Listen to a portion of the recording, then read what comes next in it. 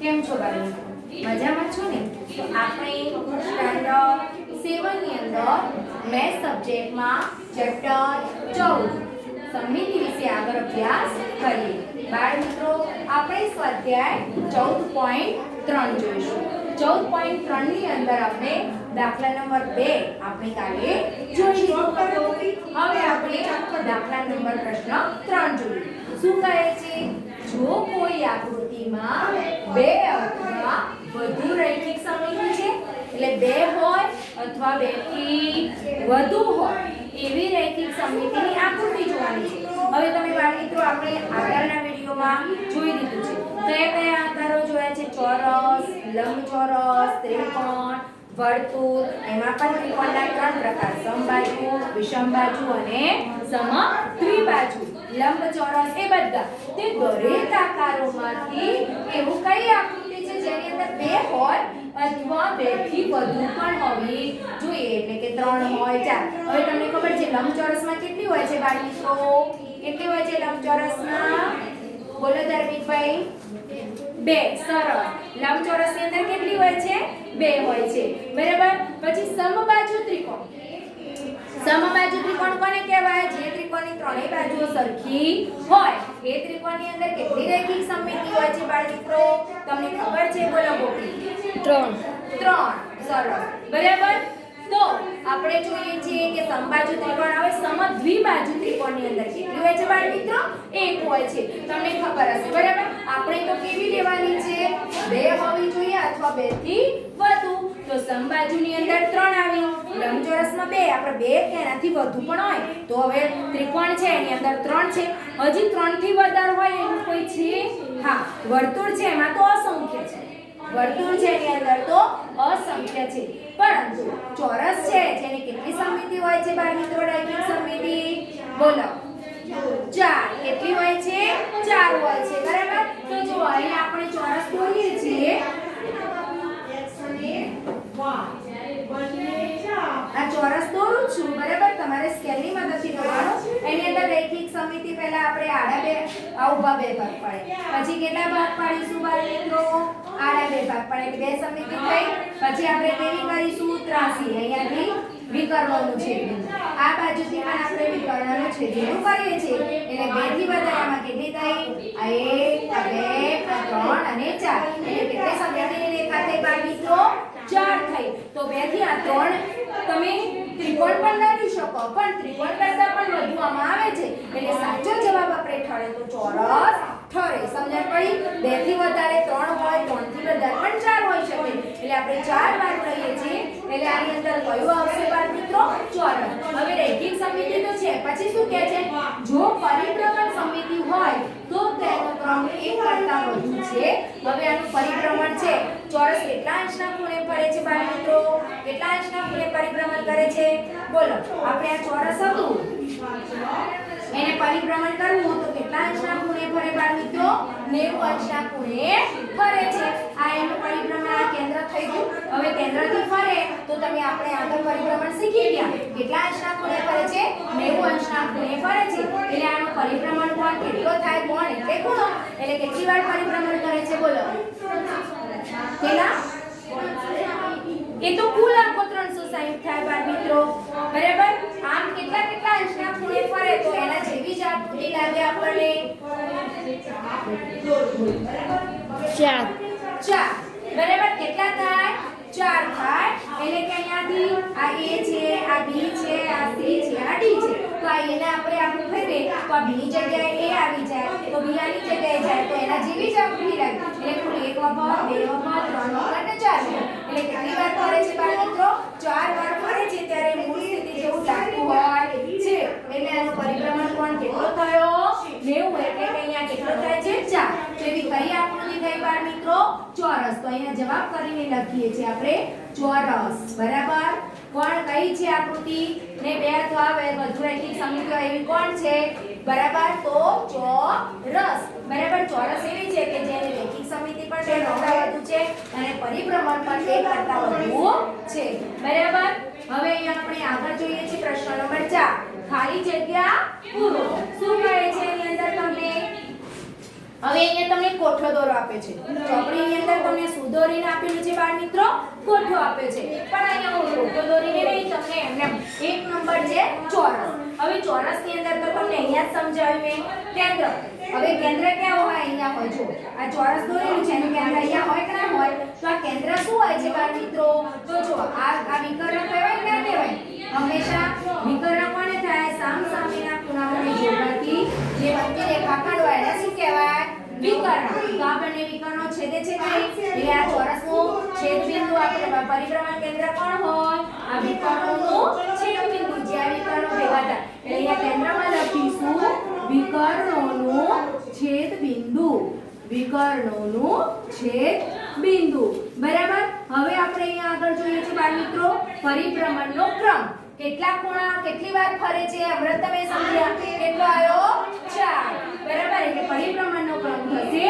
4 હવે કોણ એટલે શું બાળ મિત્રો ખૂણો તો કેટલા અંશના ખૂણે ફરે છે બાળ મિત્રો કોણ જવાબ આપશે બોલો 90 અંશના સરળ એટલે એનો પરિભ્રમણ કોણ કેટલો થયો બાળ મિત્રો 90 અંશનો થાય છે બરાબર એટલે કે તમારે અહીંયા પરિભ્રમણનું કેન્દ્ર પરિભ્રમણનો ક્રમ અને પરિભ્રમણ કોણ આપણે આ રીતે લખી શકીએ અને કોઠા દ્વારા પણ લખી શકીએ છીએ હવે 2 નંબર જો લંબચોરસ હવે અહીંયા તમને હું લંબચોરસની આકૃતિ દોરીને બતાવું છું બરાબર તમે અહીંયા લંબચોરસ દોરો છો હવે એનું કેન્દ્ર ક્યાં હોય બાળ મિત્રો અહીંથી ફરે ને તો આ કેન્દ્ર શું થયું આ કેન્દ્ર છે શું છે આ વિકર્ણોનું છેદબિંદુ એટલે કે લંબચોરસનું અહીંયા આવશે વિકર્ણોનું છેદબિંદુ ત્યાર પછી બાળ મિત્રો અહીંયા આપણે જોઈએ છે શું આવે છે પરિભ્રમણનો ક્રમ હવે જો આને ફેરવો તમે આ A આ B આ C અને D બરાબર હવે તમે આ લંબચોરસ ફેરવો છો તો આવું થઈ જશે હશે કે નહીં અહીંયા A આવશે અહીંયા B આવશે આ C આવશે D તો આના જેવું લાગે છે આ નથી લાગતું હવે ફરીથી એને તમે ફેરવો બરાબર એટલે તમે આમ ફેરવશો તો આ A ક્યાં આવી ગયો અહીંયા આ B અહીંયા જતો રહ્યો આ C અહીંયા આવી ગયો આ D અહીંયા આવી ગયો બરાબર A B C D આના જેવું જ લાગે છે પણ આ ફરતું ફરતું આવ્યું એટલે A છે એ C ની જગ્યાએ આવ્યો C છે એ A ની જગ્યાએ આવ્યો એટલે આનું પરિભ્રમણ કેટલો થશે 2 કેટલો થાય 2 હવે ફરીથી આને આમ કરીને આખું ફેરવો એટલે A પાછો અહીંયા આવી જાય એટલે પરિભ્રમણનો ક્રમ કેટલો થઈ જાય બાળ મિત્રો 2 હવે જ્યારે પરિભ્રમણનો ક્રમ 2 થાય તો કેટલા અંશના ખૂણે કુલ 360 હોય તો આ કેટલા અંશના ખૂણે પડે બાળ મિત્રો 180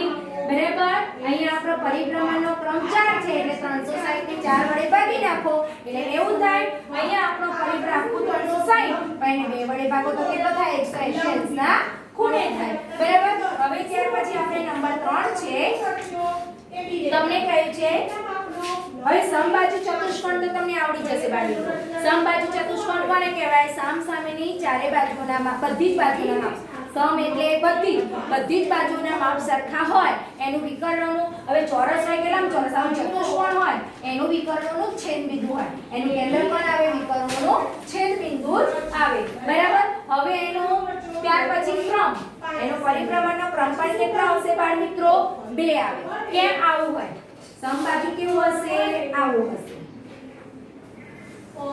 આવી રીતના હોય એટલે આ વસ્તુ અહીંયા જાય આ વસ્તુ અહીંયા જાય આ વસ્તુ અહીંયા જાય એટલે આનું છેદબિંદુ તો અહીંયા તમારું કેન્દ્ર તો કોણ આવ્યું આ વિકર્ણોનું છેદબિંદુ હવે તમે આ A આ B આ C અને D આ અહીંયા લઈ જાઓ તો આ ભાગ કેવો જાય આમ જાય ઊંધું દોરાઈ જાય આવું દોરાઈ જાય આવું દોરાય એના જેવું લાગે ના પણ ફરીથી ફરે ત્યારે એટલે આ 180 અંશના ખૂણે ફરે કોણ બાળ મિત્રો સમબાજુ ચતુષ્કોણ બરાબર અને 2 જણા પરિભ્રમણ થાય એટલે એનો ખૂણો પણ કેટલો થાય કોણ 180 ત્યાર પછી બાળ મિત્રો સમબાજુ ત્રિકોણ કયું લખીએ છીએ આપણે સમબાજુ ત્રિકોણ બરાબર તો અહીં આપણે જોઈએ છે બાળ મિત્રો સમબાજુ ત્રિકોણ બરાબર અહીંયા 2 નંબર લખ્યું છે અહીંયા આપણે 3 નંબર લખીશું સમબાજુ ત્રિકોણ હવે તમને ખબર છે ને સમબાજુ ત્રિકોણ એટલે કે કેવું ત્રિકોણ જેની ત્રણેય બાજુઓ સરખી હોય કેવી હોય ત્રણેય બાજુઓ સરખી હોય હવે આપણે આ ત્રણેય બાજુઓ સરખી છે એવું આપણે આ ત્રિકોણ દોરીએ છીએ હવે એનું કેન્દ્ર ક્યાં થાય બાળ મિત્રો અહીંયા થાય બરાબર હવે અહીંયાથી કેન્દ્ર થાય છે હવે એને તમારે પહેલા કેન્દ્ર હવે આ કેન્દ્ર શું છે તો તમે બાળ મિત્રો ત્રિકોણની અંદર ભણી ગયા છો આમ દોરો છો ને આ શું કહેવાય તમને ખબર છે? મધ્યગા. કેવી કહેવાય? મધ્યગા. તમે પ્રથમ સત્રમાં ભણી ગયા છો. એટલે આપણું એનું પરિભ્રમણ કેન્દ્ર શું થયું? મધ્યગા થઈ. તો પરિભ્રમણ કેન્દ્ર આપણે લખીશું મધ્યગાનું છેદબિંદુ.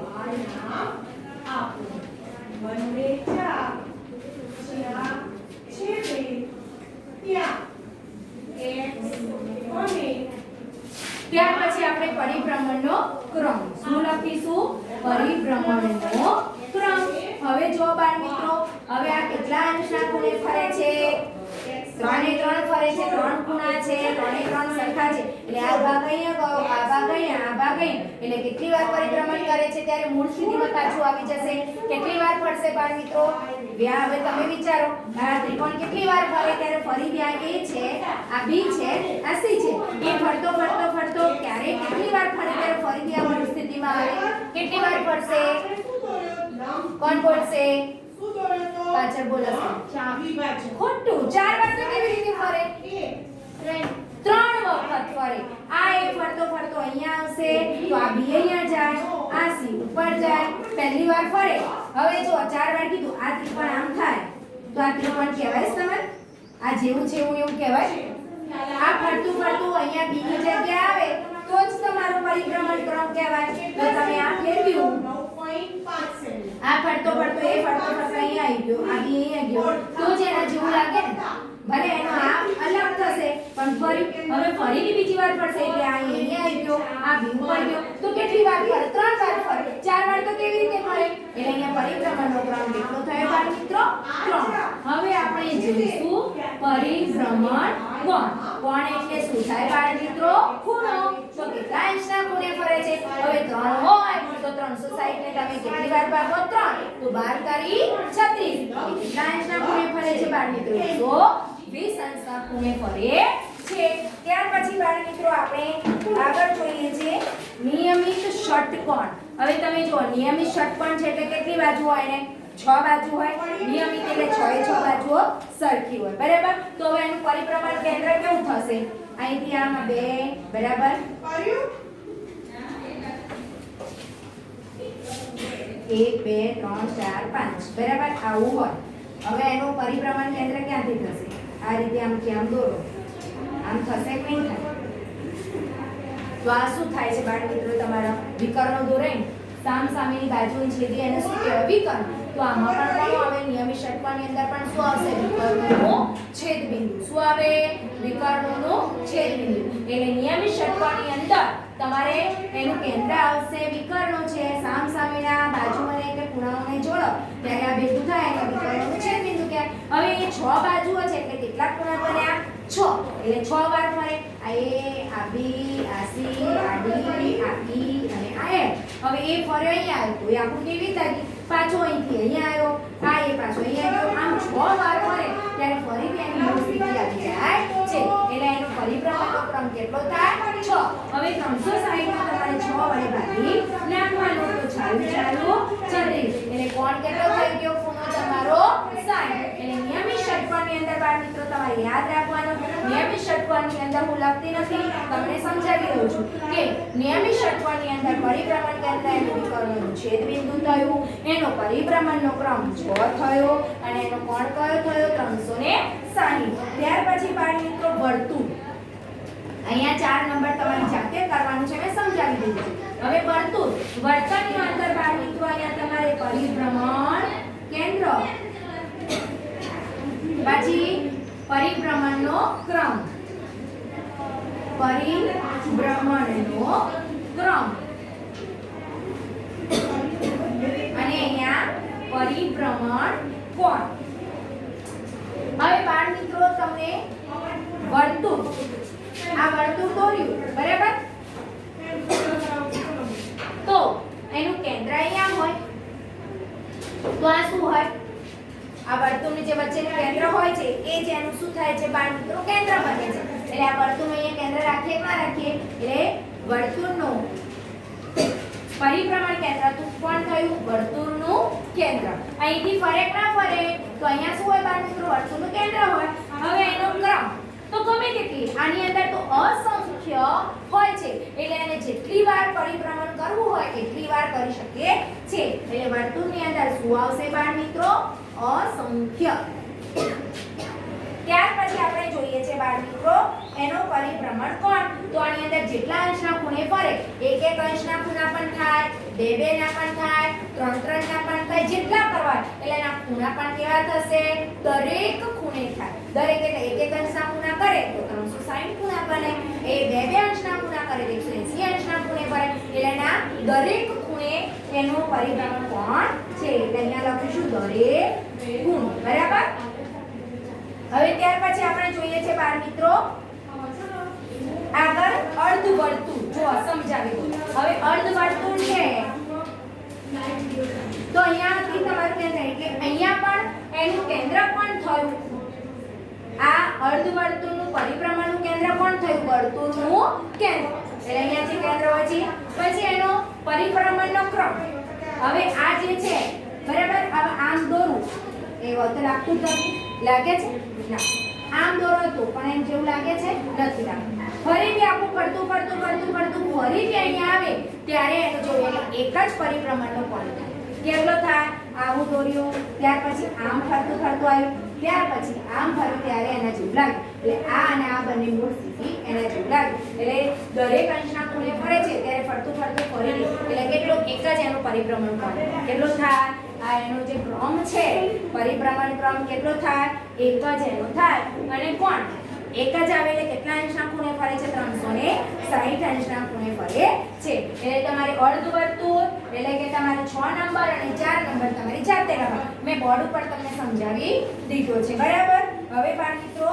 આગળનો પ્રશ્ન છે બરાબર કે એવા ચતુષ્કોણનું નામ જણાવો કે જેની સમરૈખિક સમમિતિ અને પરિભ્રમણ સમમિતિ બંનેનો ક્રમ એક કરતા વધુ હોય હવે તમે ચતુષ્કોણ બાળ મિત્રો તમને ખબર છે લંબચોરસ ચોરસ સમબાજુ બરાબર સમાંતર બાજુ અને સમલંબ એવું કયું છે ચતુષ્કોણનો કે જેની અંદર રૈખિક સમમિતિ અને પરિભ્રમણ સમમિતિ બંનેનો ક્રમ એક કરતા વધુ હોય તેવું કોણ આવ્યું તમને ખબર હોય ને ચતુષ્કોણ ચોરસ આવે લંબચોરસ આવે સમબાજુ આવે સમાંતર બાજુ આવે કે સમબાજુ આવે એવું પણ છે કે જેની અંદર રૈખિક સમમિતિ અને બંને વધારે હોય બરાબર એવો તમે જવાબ કોણ આપી શકો છો ચોરસ કોણ ચોરસ કારણ કે એની અંદર રૈખિક સમમિતિ પણ 4 આવી પરિભ્રમણ સમમિતિ પણ 4 આવે છે એક કરતા વધુ લંબચોરસની અંદર પરિભ્રમણ સમમિતિ પણ 2 આવે અને પરિભ્રમણ કોણ પણ 2 આવે સમલંબની અંદર તો એક જ આવે તમને સમલંબ ખબર છે બાળ મિત્રો આવું હોય છે તો આ સમલંબની અંદર તો એક જ રૈખિક સમમિતિ હોય અને એક જ પરિભ્રમણ કોણ પણ હોય ક્રમ બરાબર સમાંતર બાજુનો તો હોતું જ નથી બરાબર એટલે કોણ આવશે એમાં ચોરસ એટલે તમારે પ્રશ્ન નંબર 5 પણ તમારી જાતે કરવાનો છે 6 અને 7 બાળ મિત્રો આપણે આગળના વિડિયોમાં જોઈશું થેન્ક યુ